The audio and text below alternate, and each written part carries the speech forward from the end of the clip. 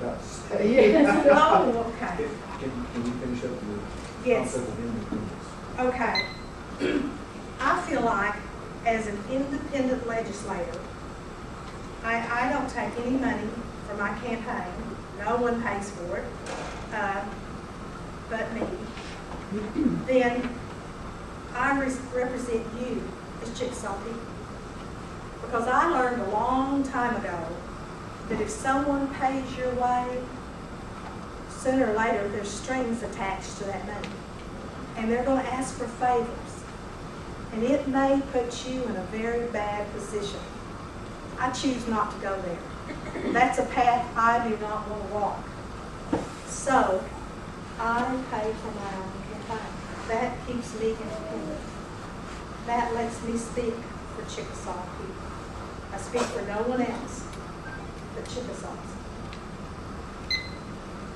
There. Yes, do you see areas that you are trying to work on or that you would like to address as a legislator that you feel like need improvement or change?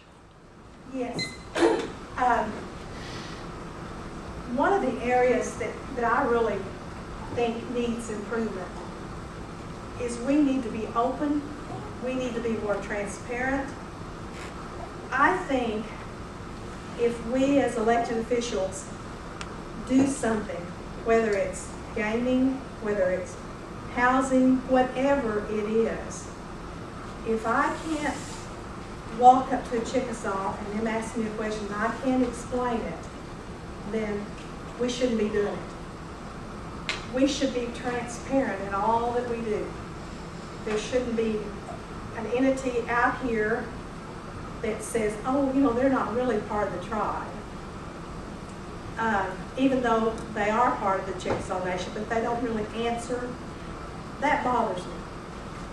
I think everyone should have access to information, whatever department it is, legislative, executive, judicial, gaming, anything that Chickasaws do, I think should be open to Chickasaw people.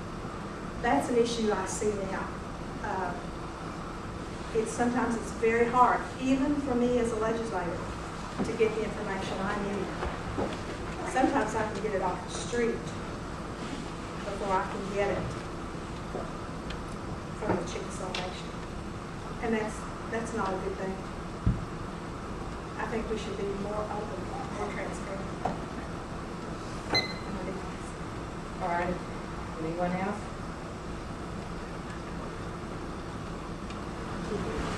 Kind of follow on that question. Would you be like the legislative amendments? They're piecemeal now. It used to be a full format. I don't recall exactly when. It may be by legislation passed, and then finally kind of shortened up to a brief summary. But sometimes those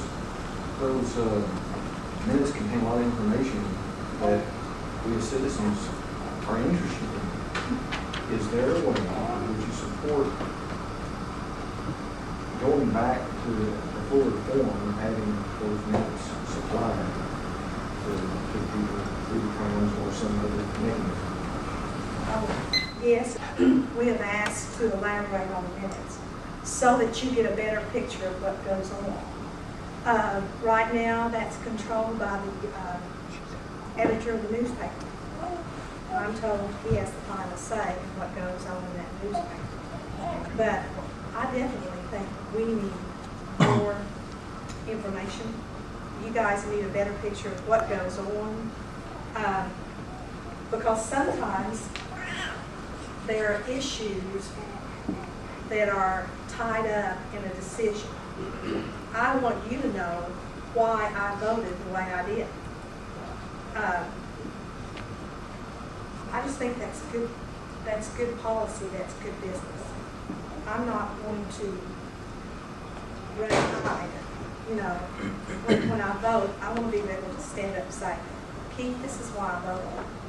These were the issues, and this is why I voted. And I think more openness would be a good thing. Kate, is there a way that the legislature could publish the minutes, the full minutes on their own without having to go through if the editor controls what's in the time? Is there a way that the legislature could run publishing the minutes on their own so that no one but the legislature controls what is published for the minutes? That's a good question. That's the first time, but I think that's a good idea. But it would take approval of all 13 legislators. So that's probably going to be our issue right there, is getting 13 people to agree to do that and to fund that publication, which I think would be great, because sometimes we really do have good discussions and we get a lot of different points of view. And that's what I would like for the people to see, is the issues that are brought up and how we reach our conclusions. You know, I think that's a good idea. Certainly one that we'll take back and work on. I think it's really good. Yeah. Well, kind of in line with what's been y'all have been talking about. It seems to me y'all are kind of behind the curve. It's the thing to do, and see how you feel about this, would be why can't the legislative sessions be broadcast on the web?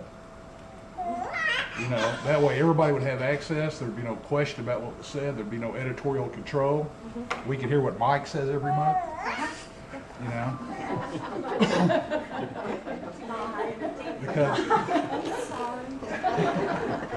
because you know, it's, you know, every time you get the Chickasaw Times, you know, Mike Watson made a comment about something, but you never know what he said. You know, or whoever makes the comment. But that would go a long way toward transparency, I would think.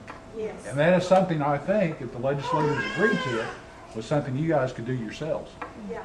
And And there would be absolutely no reason why it couldn't be done. I know. Okay, time. And I, Oh. Well, what'd you beat me for? and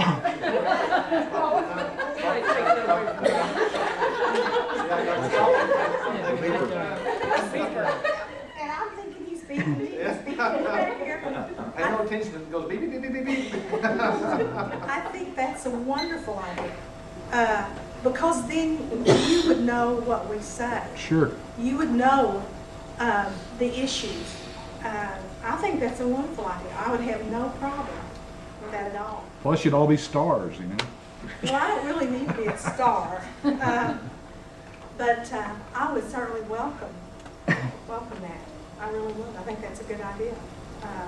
But like I said, the whole legislative body would have to be in agreement before that could be done. You know. You agree? So you've got a legislator sitting next to. I just Give poked her it. the old elbow inside. You know. Katie, are you aware that at one point the legislators did, they did not fund the Chickasaw Times because it would not publish the information correctly? I forget what year it was, but the legislators actually held up the budget, and they had an open forum later where we got a lot of the information published. But it had to be through your authority of approving budgets. You know, that could be addressed again. I think that may be, I think there's some avenues out there to get our message out to the people. Because sometimes I feel like we're censored, we're closed down. And I don't think that's right. In a democratic government, there should be 3 strong branches. You know, and that's what we're after. That's what, to serve Chickasaw people, that's what we have to have. They deserve no less than that. So I think that's what we're going to have to really look at and come up with some ideas like how we can do it this side. Katie, you had mentioned that it has to take all 13. Why is it not just the majority of the 13? Well, it would take a majority. A majority would work of the 13. Okay. But it would be great if we could get all 13, if we could get a Well, sure. consensus of it, but a majority would make the Okay. decision for us, yeah. But, so far we haven't been able to do that, no. But we're working, Mike. If a resolution is passed, how many yes votes does it take Pass, to pass? 7. Then if that resolution is vetoed, how many legislative yes votes to override it would it require? We've never vetoed anything. Since I've been there. I don't know. It's all Nine. 8, 9 of them? It's 9. Okay, 9 of them, okay. We've done that a few times. Yeah. No, we haven't vetoed anything. But that's good to know, in case that comes up. Bill? Is there anything that should have been vetoed? In my opinion, Yes, ma'am? okay, in 2007, we looked at elected official salaries. Uh-huh. Okay? I really had some issues with that. And all the Constitution says is every 4 years you look at elected official salaries. So that's what I thought we would do, was look at it. But it was a pay increase across the board for all elected officials. And I thought we needed to spend more time with that. Looked at it a lot closer. And that probably should have been vetoed. I'm an old school teacher. The most I ever made teaching school was $33,000 after 26 years. I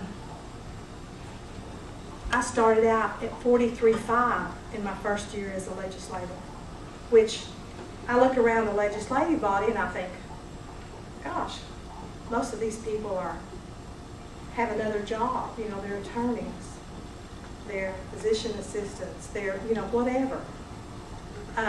Do we need a pay increase? No.